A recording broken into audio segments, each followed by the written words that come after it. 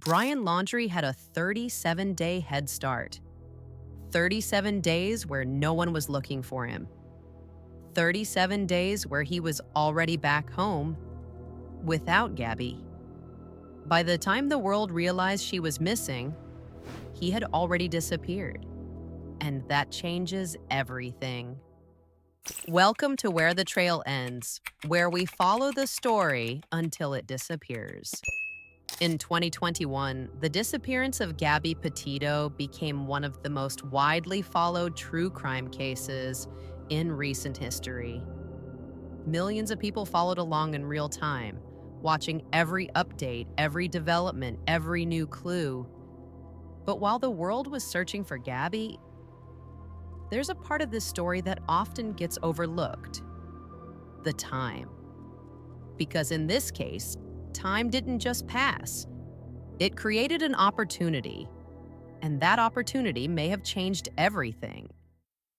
Gabby Petito and Brian Laundrie set out on a cross-country road trip in the summer of 2021. They were documenting their journey online, sharing videos, photos, and moments of what looked like a dream life: van life, national parks, open roads, a young couple chasing freedom. But what people didn't see was what was happening beneath the surface. Tension, arguments, strain in the relationship. In August, police in Moab, Utah responded to a domestic disturbance involving the couple. Witnesses reported seeing Brian and Gabby arguing outside their van. When officers arrived, Gabby was visibly emotional. She was crying, apologizing, blaming herself. Brian appeared calm. The officers ultimately separated them for the night. No charges were filed, and the next day, they continued their journey. But that moment matters, because it was one of the last confirmed interactions anyone would have with Gabby. By late August, Gabby was in Wyoming, near Grand Teton National Park. After that, everything stops. No verified sightings, no confirmed contact with friends or family, just silence. And then, on September 1st, Brian Laundrie returned home to Florida, alone, driving Gabby's van.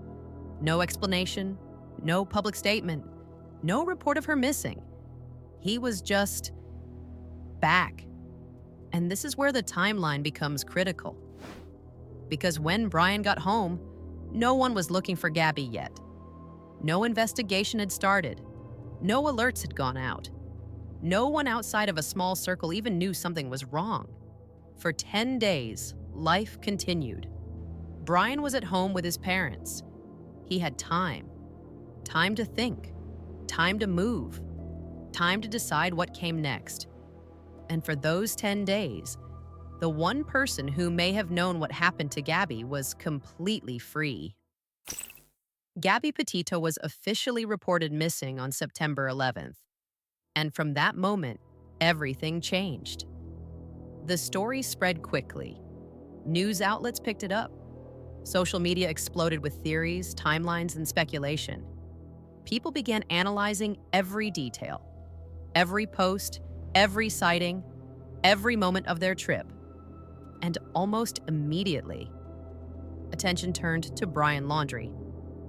Because he was back without her. But Brian didn't speak.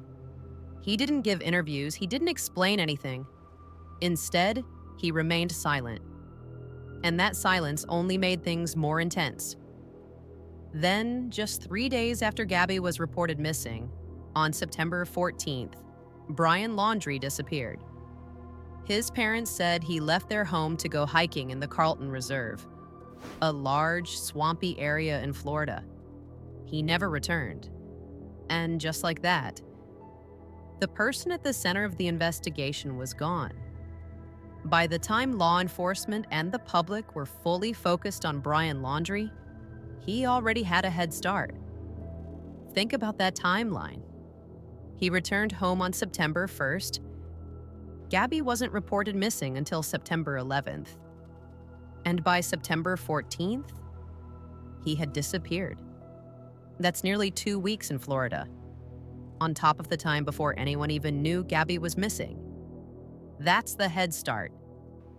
And in cases like this, time matters. Because once someone disappears, every hour counts. Every decision matters. Every delay changes the outcome. Authorities launched a massive search for Brian in the Carlton Reserve. It wasn't easy terrain.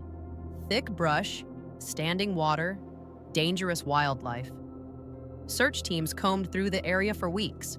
Drones, K-9 units, ground crews.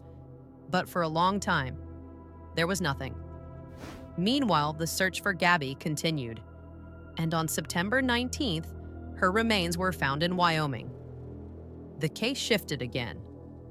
Now it wasn't just a missing person case. It was a homicide investigation. And Brian Laundrie was the only person of interest.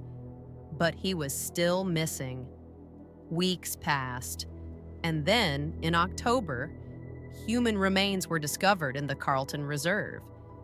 They were later confirmed to be Brian Laundrie.